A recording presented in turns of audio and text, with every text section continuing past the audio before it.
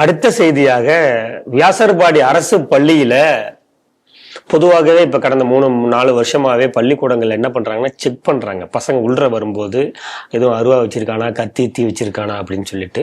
இப்போ இன்னும் 1.5-2 வருஷத்துல என்ன பண்ணிருக்காங்கன்னா கூடுதலா போதை பொருள் எதுவும் வச்சிருக்கானா அப்படிங்கறதையும் செக் பண்றாங்க. அது ஒரு ரெகுலர் செக்அப் ஆயிடுச்சு. அது வந்து ஒகேஷனலா இருந்தது என்ன ஆயிடுச்சு அப்படின்னா ரெகுலராவே ஆயிடுச்சு. தலைமை ஆசிரியரே வாசல்ல வந்துட்டு பார்த்துட்டு ஆகா பையன் ஒரு மார்க்கமா இருக்கானே இங்க வா அப்படின்னு கூப்பிட்டு பையன் செக் பண்ற நிலைமை வந்துருச்சு.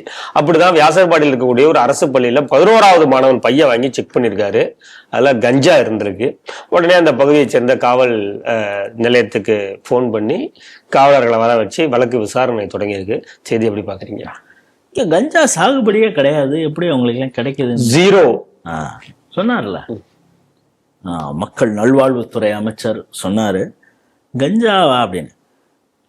ஒரே ஒரு மனிதனுக்கு கூட போதைப் பொருள் கிடைத்திடும் அப்படிங்கிற ஒரு சூழலே இல்லாமல் செய்வதுதான் இந்த திராவிட மாடல். ஒரே ஒரு ஆளுக்கு கூட ஒரு குட்கா, ஒரு கஞ்சா, ஒரு LSD, ஒரு கெமிக்கல், என்னென்ன இருக்க மெத்தபெத்தமைனா அதெல்லாம் எதுவுமே கிடைச்சிடக்கூடாது அப்படிங்கிறத ஒரு நோக்கத்தோடு செயல்படக்கூடிய அரசு தான் இந்த திராவிட மாடல் அரசு அப்படின்னு சொல்லிட்டு இதை வந்து பிரஸ் மீட்ல அவர் சொல்றாரு.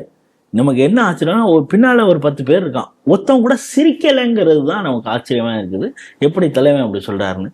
ஏன்னா இவர் மினிஸ்ட்ரி இருக்காரு, அதுல இருக்கிறது தான் ஸ்டான்லி ஹாஸ்பிட்டல், அங்கேயே கஞ்சா வளர்த்ததுங்கிறது அந்த செய்தியாக வளாகத்துல கஞ்சா செடி வந்தது. அது யார போற போக்குல தூக்கி போட்டு போனது. சரி, இப்போ நீங்கள் ஒரு விஷயம் சொன்னீங்க. இப்போ வந்து முதல்ல அக்கேஷனலாக இருந்தது, இப்போ டெய்லியே செக் பண்ணுறாங்க. இப்படி செக் பண்ணுறதுக்கு ஒரு நாள் எவன் செக் வைக்க போகிறான்னு தெரியல. என்ன இது எங்களுடைய உரிமை அப்படின்னு. இப்போ செந்தில் பாலாஜி இந்த மணல் எடுக்கிறதுக்கு என்ன சொன்னார்? தேர்தல் வாக்குறுதியா 11:05க்கு மேலே இனிமேல் உங்களுடைய கைப்பைய, உங்களுடைய ஜோப்பு அதுவோ உங்களுடைய கைப்பையை நீங்க எடுத்துட்டு போற ஸ்கூல் பேக்கையோ இனிமேல் எந்த ஆசிரியரும் செக் செய்ய மாட்டாங்க. அப்படி செய்யறதுனால உங்களுடைய மன அழுத்தம் ஏற்படுகிறது, மன உளைச்சலுக்கு ஆளாகக்கூடிய நிலைமைக்கு இந்த திராவிட மாடல் அரசு செய்யாது அப்படின்னு ஜென்சிகளுக்கு வந்து ஒரு தேர்தல் வாக்குறுதியா கொடுத்தா. ஏன்னா அவங்க எல்லாம் தான் விஜயோடைய ஃபேன்ஸ். விஜயோட ஓட்டை நம்ம எடுக்கணும்னா என்ன பண்ணணும்னா இது போல ஆசிரியர்கள் வந்து இது மாதிரி செக் பண்றதுனால ஒரு 4 பேரை வந்து செக் பண்ண. இப்ப நீங்க பாருங்க, அந்த 11ஆம் பையனை தலைமை ஆசிரியர் செக் பண்ணியிருக்காரு, அவன் பையில கஞ்சா இருந்திருக்கு. இப்ப அவன் எல்லா மாணவர்கள் மத்தியில அவனுக்கு எப்படி ஒரு கெட்ட பேரு, ஒரு மன உளைச்சல். இந்த மன உளைச்சல் வந்துடக்கூடாது, அதுக்கு என்ன செய்யலாம் அப்படின்னா இனிமே பேக்கையே செக் பண்ணக்கூடாது அப்படிங்கிற தேர்தல் வாக்குறுதி. ஏன்னா கனிமொழி அக்கா எல்லா இடத்துலயும் போயிருக்காங்க. இதே ஏதாவது ஒரு மாணவன்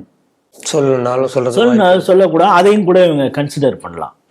இது ஒரு பக்கமா. இன்னும் ஒரு செய்தி சேனல்ல ஒரு செய்தி வந்திருக்கு. என்னன்னா குட்கா வித்தர், சாதாரணமா இது போல ஆட்கள் கஞ்சா விற்கிறவன், குட்கா விற்கிறவன், அவனெல்லாம் வந்து சமூகத்திற்கு காட்டணும். ஏன்னா சமூகத்துல இவனாலதான் போதை பழக்கம் வந்திருக்கு, இவன் மோசமான ஆளு, பாத்துக்கங்க, இவனோட கடை இவன் தானே வித்தான், எச்சரிக்கையா இருங்க இவன்ட்ட, உங்களுடைய போதையில தான் இவனுக்கு வருமானமே கிடைக்குது அப்படின்னு சமூகத்திற்கு காட்டக்கூடிய வேலையைத்தான் வந்து காவல்துறை செய்யும். அதனாலதான் சில பேரை வந்து இழுத்துட்டு போய் இப்ப மிக மோசமான சமூகத்திற்கே ஒரு மோசமான மனிதனாக காட்டணும் அப்படிங்கிறதுக்கு தானே இப்ப சவுக்கு சங்கர் வீட்டை அப்படியே அவன் உள்ள புட்டிட்டு உட்காந்துருக்கான், எவ்வளவு ஒரு அகங்காரமா உட்காந்துருக்கான் அப்படின்னு சொல்லிட்டு கதவெல்லாம் உடைச்சு அந்த வீட்டுல வந்து எவ்வளவு பைசா டிரான்சாக்சன் நடந்திருக்கு, சினிமா தயாரிப்பாளர்லேருந்து எவ்வளவு கோடிகளை இவன் சுருட்டி இருக்கிறான் அப்படின்னு சொல்லி பேகெல்லாம் பீரோவெல்லாம் திறக்க சொல்லி பேகெல்லாம் பார்க்க சொல்லி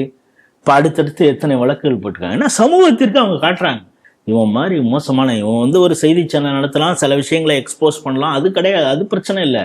ஆனால் சமூகத்திற்கு வந்து ஒரு வேண்டாத ஆள் அப்படின்னு ஒரு படம் போட்டு காவல்துறை காட்டு. அது மாதிரி தானே ஒரு குட்காவத்தனை, அதாவது கஞ்சா போதையில் இருக்கான காட்டினான். ஆனால் அவங்க வந்து ஒரு நல்ல ஒரு சொபிஸ்டிகேட்டட் இப்போ இருக்கக்கூடிய லேட்டஸ்ட் இனோவா கார், அது யார் வீட்டு காருன்னே தெரில, அதில் வந்து பத்திரமா யாருன்னு கூட தெரியாத அளவிற்கு திருத்தணியிலன்னு நினைக்கிறேன் கொண்டு வந்து கோர்ட்டில் வந்து அவனை ஆஜர்படுத்த வராங்க.